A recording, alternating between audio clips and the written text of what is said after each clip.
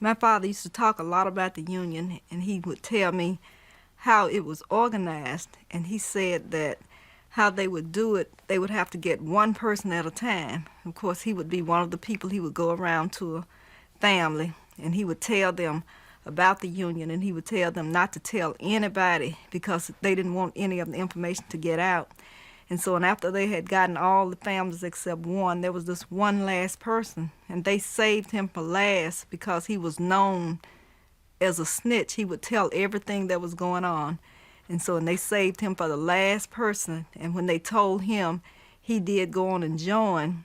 And of course, apparently he did not tell Mr. Dibbles because when everything was all settled as far as what the sharecroppers were going to do in the Union, and they presented it to Mr. Dibbles, he didn't know anything about it. It was like a surprise to him.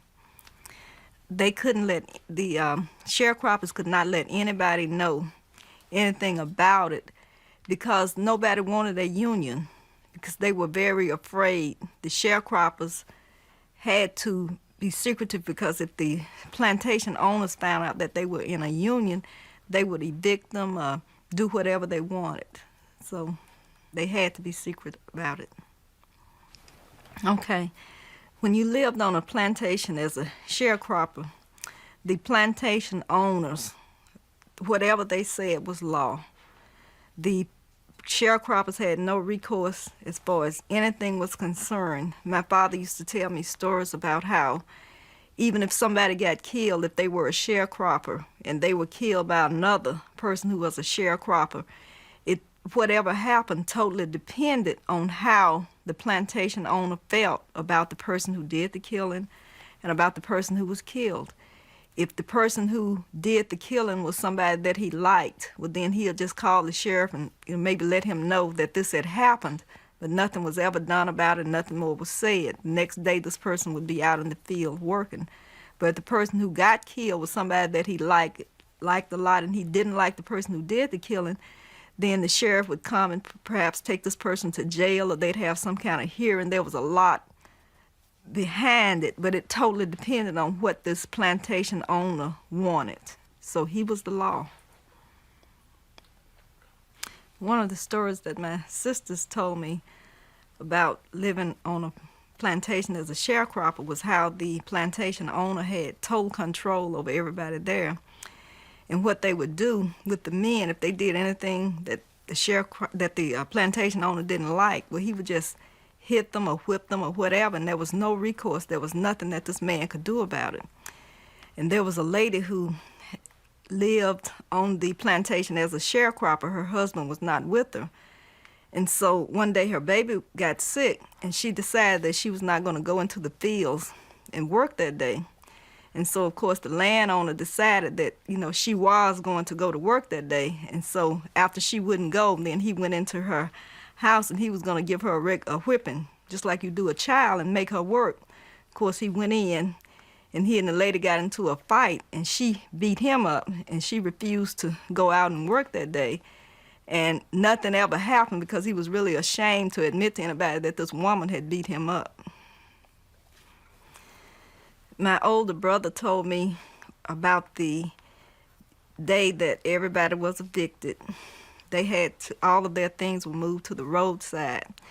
He talked about how cold it was and how the men had to go into the forest and they would cut logs. And they would bring the logs back, and the men would sleep between two logs. They would pile clothes and coverings on top of them so that they would stay warm. And when they woke up the next morning, a lot of times they would be covered with snow because it was very cold, and it was in January, and it was snowing during that month. Well, sometimes it's real hard to really think about. I mean, they talk about it sometimes, and they've told me, and I cry easily. And sometimes I really cry just listening to it, and it hurts a lot to think of the hard time that they had to go through. So it's a very painful thing for all of us. Yes, there was one day that my sister tells me about when this car, she said it was a relatively new-looking car for that time, and there was a white man driving, and there was a black man who was on the passenger side, and she said the car came into the area where the things were out on the roadside. Or what? No, this was in where they were actually in the tent.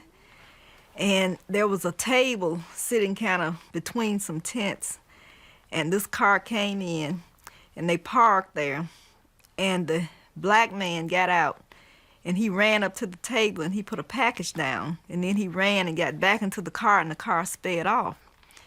Then one of the men who was there in the tent came, and he, walked up to the table, and he picked up the package, and when he opened it up, there were about 6 or 8 sticks of dynamite in there, and it had a note attached.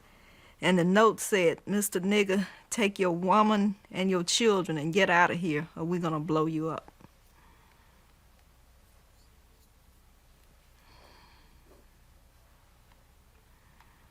As a sharecropper, the people who were sharecroppers were, they would work the land. They and their families would work the land, and they were to get a share of the money once everything was sold, and they used to call that settling up. But what would actually happen before the cotton was sold, then the plantation owner at a certain time during the year would just give them whatever money he decided that he wanted them to have. And later on, maybe several months later, he would actually sell the cotton, and it would always be when he would wait until a time when the price had gone up or the price was right. And my dad used to talk about it, and he said they would never get what they were promised, and they never got what was considered fair. What they got was a very, very small amount in comparison to what the plantation owner himself would receive for all the cotton, for all the labor that had been put in. He was the only one who really profited anything.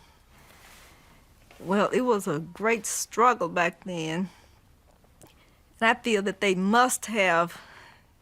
had to have a lot of courage in order to stand up and want to change the situation. And I think maybe it was living together, praying together, talking about it, and really thinking that how much worse could it be? It was really very close to slavery when you really look at what happened. It wasn't that much different from slavery, but yet they had to, endure all this stuff. So it maybe was just getting together, trying to see what can be done about it, and just forming a united front to stand and try to make a difference. It hurts a lot. It hurts a lot to think about it, because when I think about the kind of person my dad was and the kind of person my mom was, they were very strong, very smart people, but they didn't have a lot of education. They didn't have a lot of opportunities. And when I think about that, it really hurts, because they could have done so much. There was so much they really could have accomplished with their lives, but yet they had to deal with struggling from day to day for survival. And it was not because they were hard working or didn't care or what have you. It was because they really were not allowed opportunities. Looking back and just thinking about what my father and what my mother and my sisters and brothers had told me about the whole situation, individually, they felt that they did not accomplish a lot. They suffered, they struggled, but they didn't see a lot of promise for what they did. But when I look at it as a whole, I think it had a great implication in that was one of the efforts in which people really were being mistreated, and yet they came together and they banded together and they stood up for what they thought was right, and they fought to be treated fairly. And I think somewhere, somehow, that was like a major step in the progress that has been made in general. I think it had a lot to do with it, even though those individual people did not see what they really hoped to see as a result of what they did.